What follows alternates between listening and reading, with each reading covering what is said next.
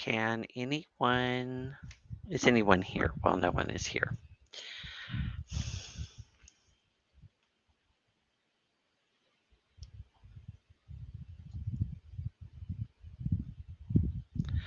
So here is a crazy thing that is happening. Let's see if I can. Okay.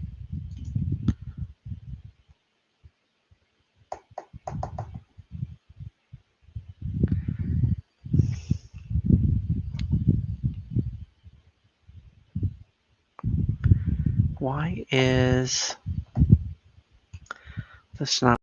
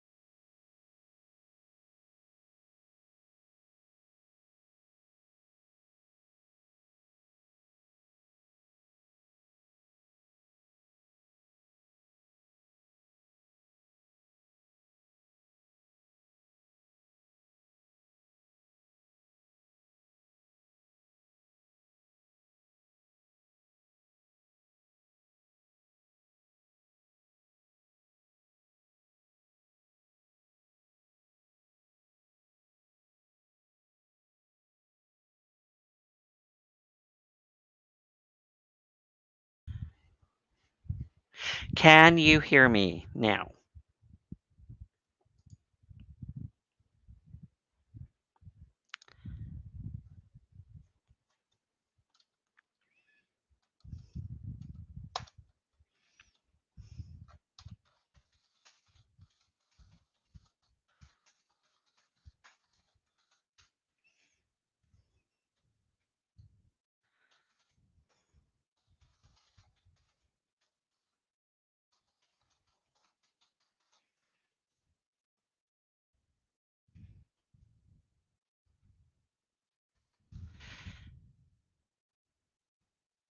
Okay.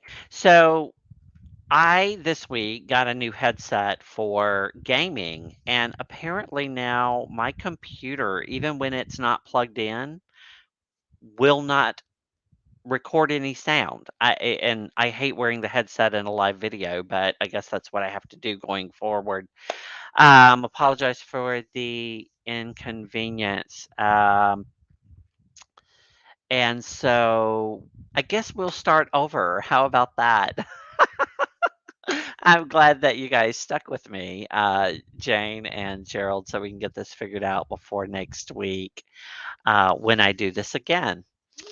Um, just to confirm, give me a thumbs up that you're hearing me.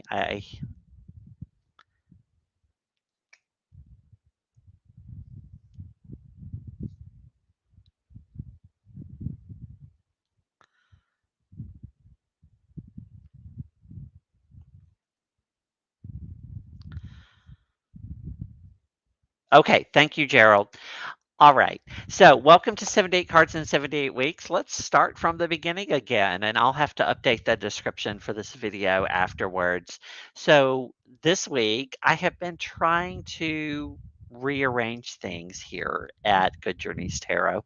As you recall, my cat, Penelope, um, passed away. And so I decided that the room that I had given her as a sanctuary away from my dogs, I would move my office into. And so that's what I've been doing this week. I have been sweating nonstop as I move things from both the room next door, where you've seen me broadcasting previously, as well as downstairs. Um, here into this room where I now have more space and everything is available to me at one location versus being divided between two. One of my goals had been to ensure I could actually have a reading space in addition to my recording space in the same location. And so I've been able to accomplish that. Um, you'll see behind me, I arranged all of my tarot decks in a bookcase together now. So instead of being scattered in 3 or 4 different places in my house, you'll also see my oracle and books.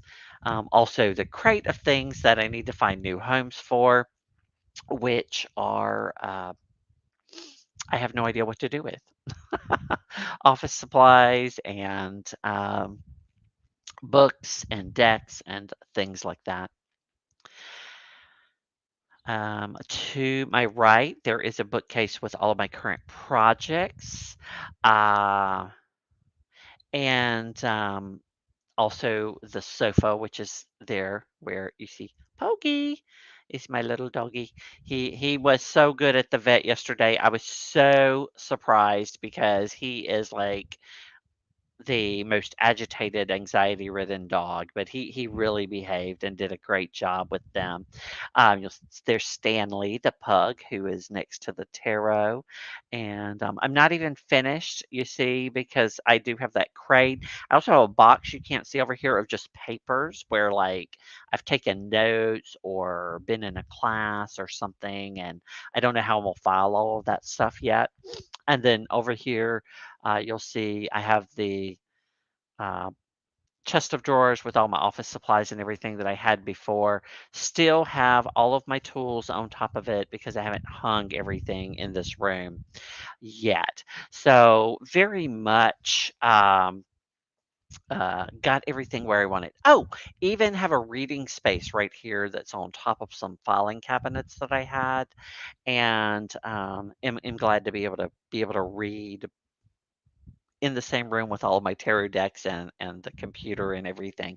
I'm still trying to work out the dual camera thing so that I can actually show you the reading space while we're here live. Other things that have been going on this week with me, besides getting Pogi healthy, turns out we have all the same medical problems. He has no cartilage in his knee, and he also has a bad foot. And he also is now having eye problems. He's developing cataracts. So, but he's 14 years old. He's old, but which you couldn't tell from the crazy way he behaves. My mom sent me 2 of these, mugs, to go with a teapot that I had. It's not an exact match, but it's close, and I do love the pretty blue and the butterflies, right?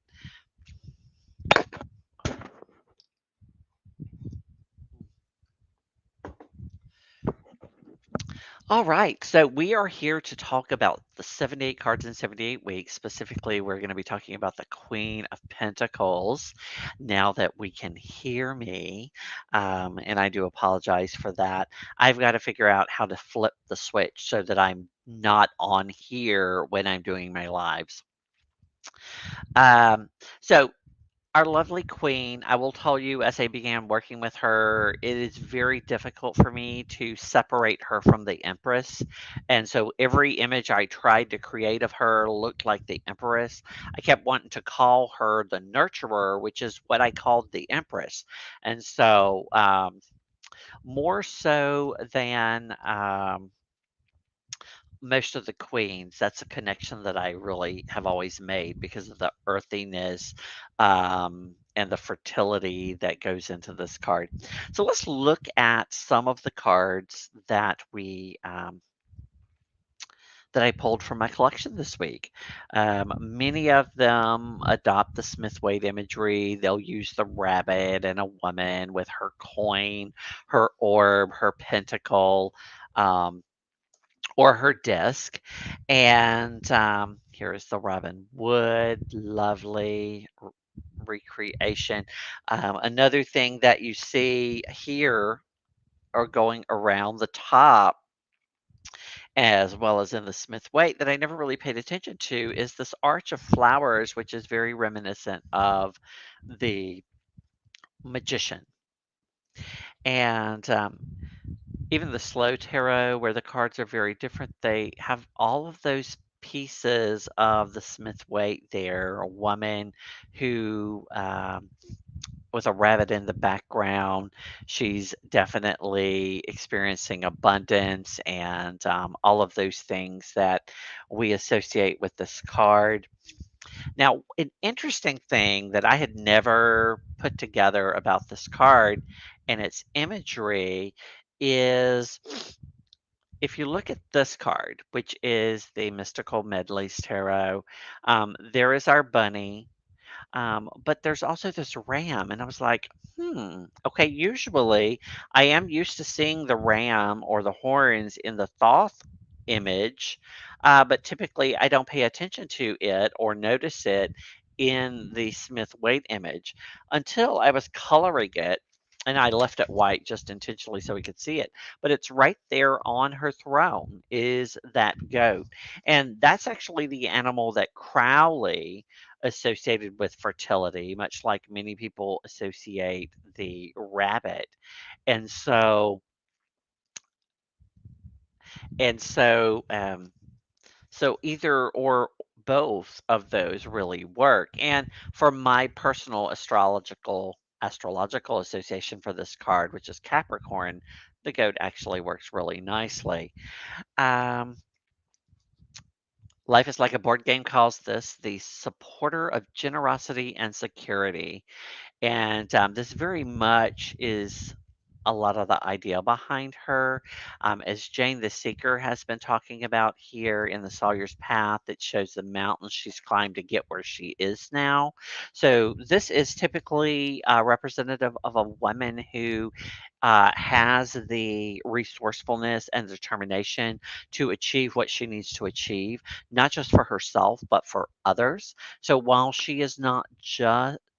she is connected to fertility and to nurturing and benevolence, she is also the person who's going to accomplish things, right? And that's why she's often associated with the magician card one through that rose arch at the top of the card because she is as much about manifesting as nurturing things and so those are some of the ideas that I like to see in the card. Here is our Tarot of the Twirling Hands, which she calls the nurturing mother of material success. She does a great job of summing up the cards with titles, and I'm not sure exactly where she got her titles for these cards, but she does a really great job.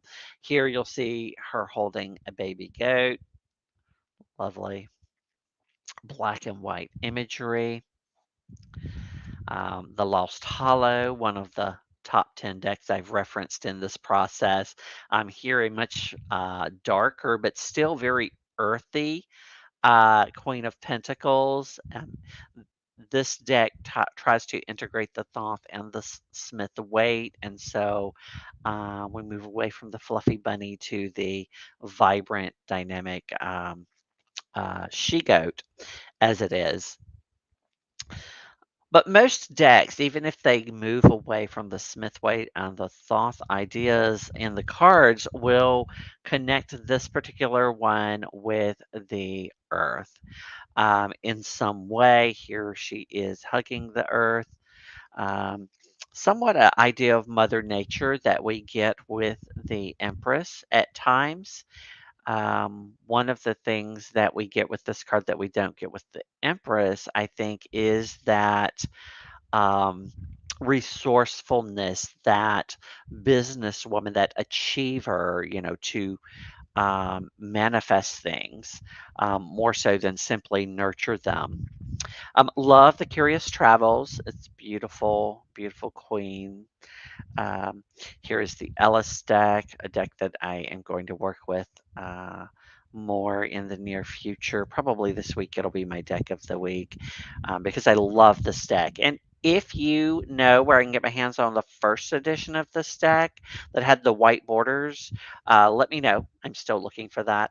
Um, Jane, purchase responsibility. That's all.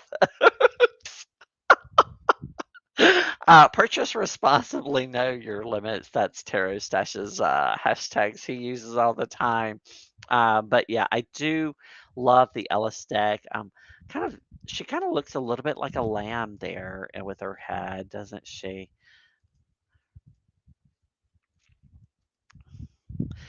Yeah, so the Curious Travels, I'm waiting for the mass market edition because the cards are a little bit difficult for me to work with. They stick together a little bit. They're that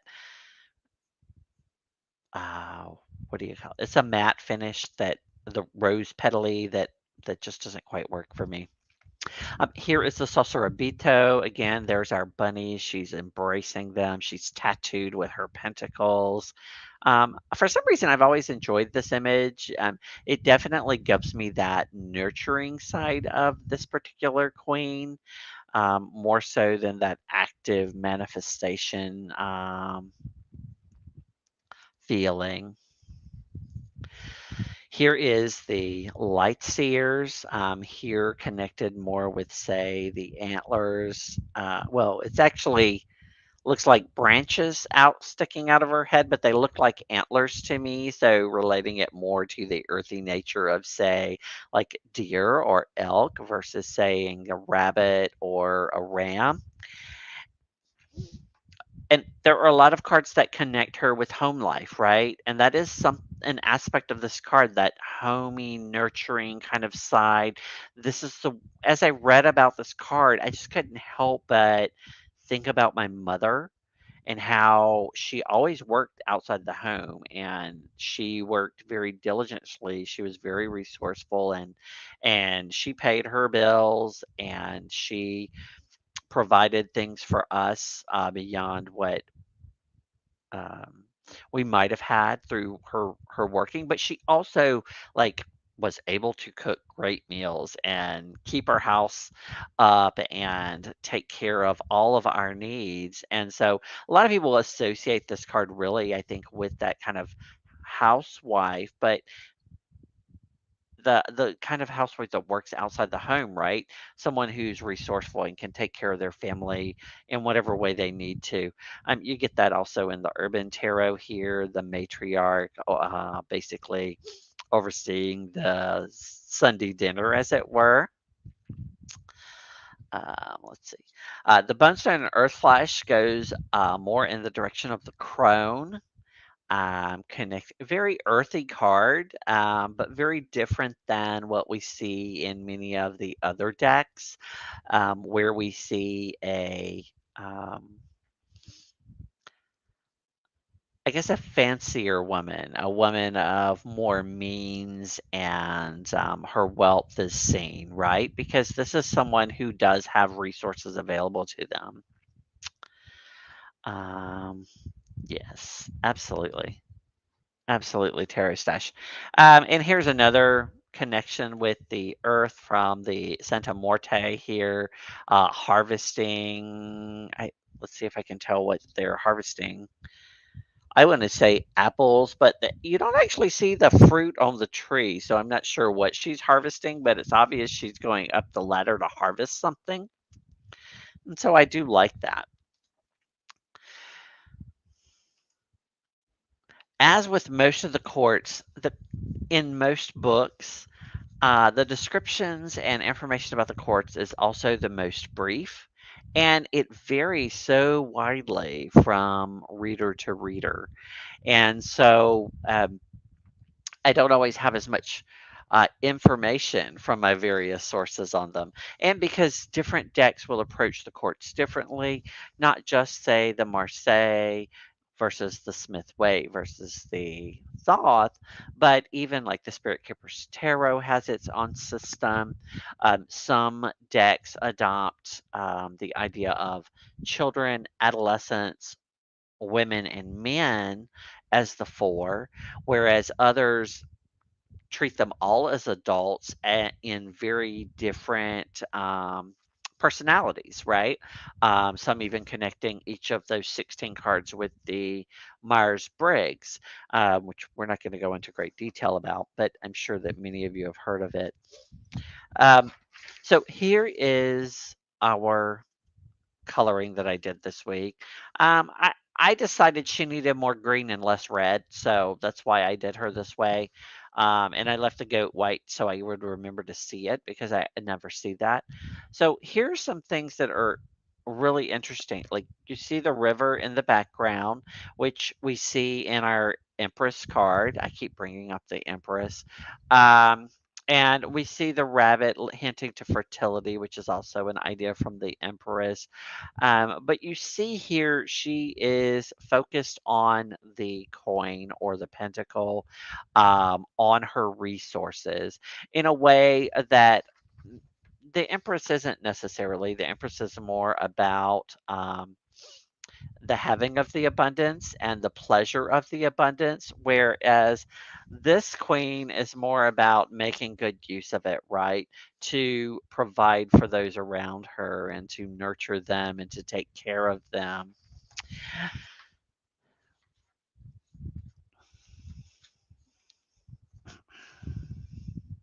So I talked a little bit about abundance. Um, and I mentioned in passing earlier generosity. This is a benevolent person who likes to give, right? You just mentioned, oh, I've been trying to find a cup to go with this teapot, and there's your cup, right? Um, this is a person that while they do nest and they do build a home, they are not opposed to being resourceful and doing what's necessary to provide. They're a person that is trusted. Um, and In the reverse, the shadow side of this card is pretty much the opposite. It's, a person that you can't trust, right? They're all about themselves. They're dependent on others and possibly in debt. They're about preserving their self, right? Not about helping others. And so you get this idea that rather than being resourceful and helping others now, this person is actually needy and needing things from other people, not able to be trusted.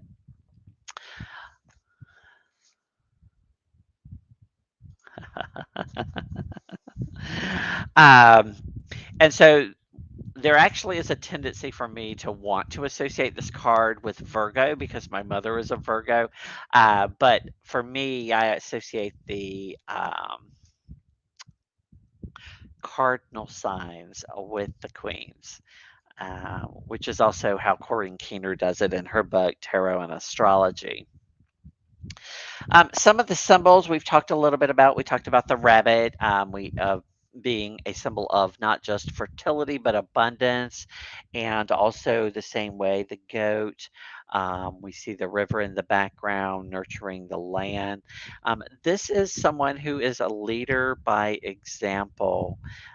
We talk often about the Queen of Wands being a leader in her own right, but here we have someone who demonstrates leadership by providing for everyone, right? So this is the person who is making everything happen without necessarily being in the front, right?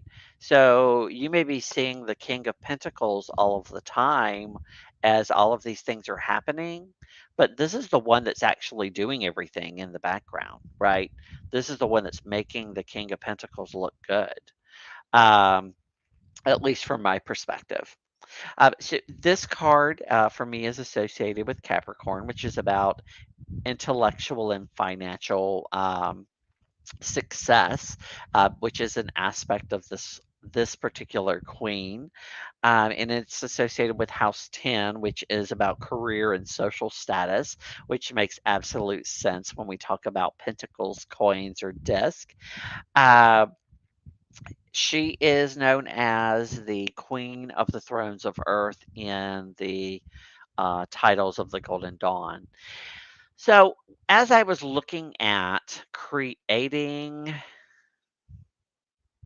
this card, I I kind of struggled with it because I knew I wanted certain things in the card.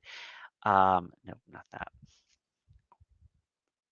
One moment. With all of our technical difficulties, I don't have what I want opened, right? All right. Let's do that. Share that. There we go. Okay. Um, I knew going in I wanted to associate her with the Empress, but because I kept coming back to this idea of the nurturer with her, I thought, well, maybe that's not a good idea because I don't want people to confuse this card with the Empress, right? And then I saw, as I read, there was this whole association with the magician because of the roses across the top and the Smith weight, and the idea that she makes things happen, right? She is resourceful. And then but I also always have this idea in my mind. The 9 of Pentacles to me always to somewhat reminds me of the Queen of Pentacles, right? That level of comfort and having the things that you need and that type of thing. So it's another one that I kind of sort of wanted to connect it with. Um, but then I also need to connect her with my other queens, right? And the more I work on my deck, the more I think this is probably a queen that I will redo. This is the Queen of Wands that I created. Um, it was the first court card that I actually completed, and I'm just not comfortable with it. But so right now, this is the image that I have, and I cannot decide what to call her. Um, there's our symbol for the queens, and there's the earth symbol. It is very green, so that aspect of the earth is definitely coming across. I began by trying to come up with a background, and initially I had the background from the Empress, and then I was like, well, no, I don't want these to be the same card, right? I want to differentiate her, and so I used the background from the magician, and I added the rabbit, who I still can't find a rabbit that I like. Still working on finding one that works. I also put the deer in the background because it's more relevant to me, I think. And we kind of saw that in the light seers, the antler looking twigs on her head, still connected to earthiness, right?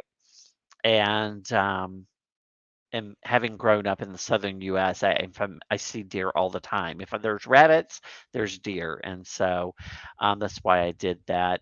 Um, but then I had the idea that she's supposed to be this resourceful, financially intellectual woman, and so a businesswoman um, out in nature just seemed like the right kind of space for me. So now I'm thinking that maybe this is a park, so maybe she needs a sidewalk to be walking down. I don't know. Maybe I change it completely. I really am not sure what she should look like. Um, what are your thoughts? Any ideas for what you might call the Queen of Earth or Queen of Pentacles if you were given her a archetype, or what you might like to see in an image of her if you were trying to connect her with, say, the Empress and the Magician?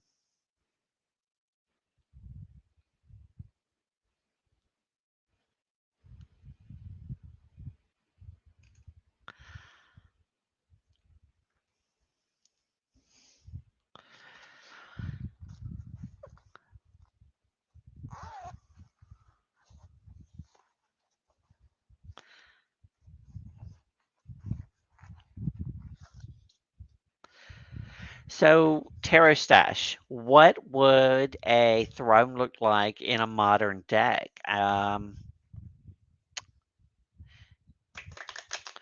What might that look like if we're talking modernity versus the days where we actually had people sitting on thrones?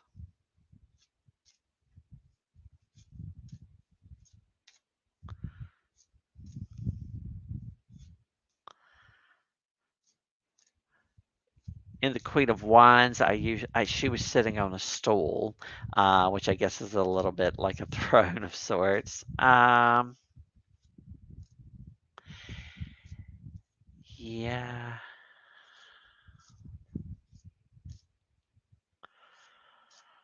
So yeah, I have considered calling her the nurturer and renaming my empress. But then I'm not sure what I would rename the empress to, right? Because that's the current word I'm using for the empress.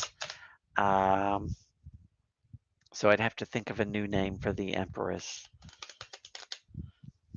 It is interesting as I go through and I work on the cards, how cards I previously did end up being changed because of what I'm doing with these cards. I will say that the courts are the ones that I have struggled with the most, and that I probably will do the most changing with at the end of this whole process when I have all 16 of them and I can look at them as families and as like groups of queens and kings and pages to get them in a uniform kind of system. I guess we'll see. Fence with a gate. Okay. Yeah. So that's a little bit about the Queen of Pentacles, or coins, or orbs, or disc, as it's called in various places.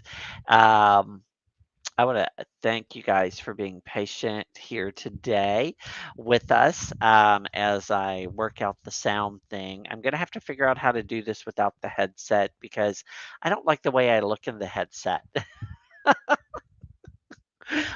Even though it probably is better sound than what you get through my computer. And this way you don't actually hear my dogs and anything else that's going in the background either. Before I draw my card, I did want to go ahead and let everybody know that I am having another What's So Great on September the 15th. And due to my um, brain malfunction, that is actually a Thursday at 6 p.m. Rather than a Wednesday. Um, we will be doing the Spacious Tarot, talking about what we love, what we don't love about that deck, what makes it so great. And that is going to be with Jane the Seeker and Jason from Tarot by the Pines. And I hope that you will all join us. I'll be putting out promos for that here shortly and hope that you will join me. As always, do check out the link in the description box below if you're watching the playback. For those of you who are here live, I will be adding that shortly um, since I had a malfunction today. All right. I'm going to go ahead and draw our card for next week, the one that we will be working with. It's been an interesting week, redoing my office as I study the Queen of Pentacles. It seemed a little relevant, right? You have to be very resourceful to like rearrange furniture when you're one person. I must say. So our card next week. Oh no! Can I redraw? It's the King of Pentacles. So, yeah, Yeah, very interesting because I talked about him today and how, in the Pentacles, we see him out front, but she's the one who actually does the work of making everything happen. And here he is. This is one of those cards in the Smith Waite that always drives me nuts. It's so busy, I can't tell what's going on. Coloring that should be interesting.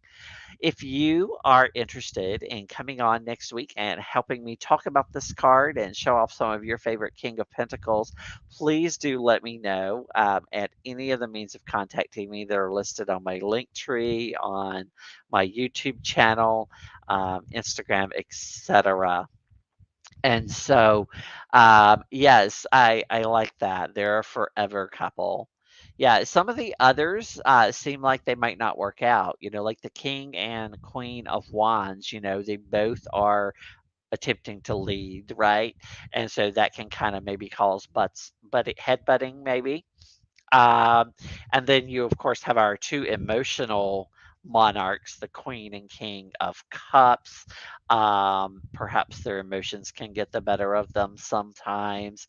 It definitely the swords, those two are very independent, right? But yeah, I like that idea. The Queen and King of Pentacles, they're like the forever couple, right? Yeah, absolutely. Um, and here in 78 Cards, 70 Weeks, obviously. One right after the other. All right, guys, thank you so much for being here and for putting up with the sound malfunction and checking out my new digs, as it were. Next week, we'll be talking about the King of Pentacles, and I hope that one of you will decide to join me for that. Until next time, everyone, good journeys.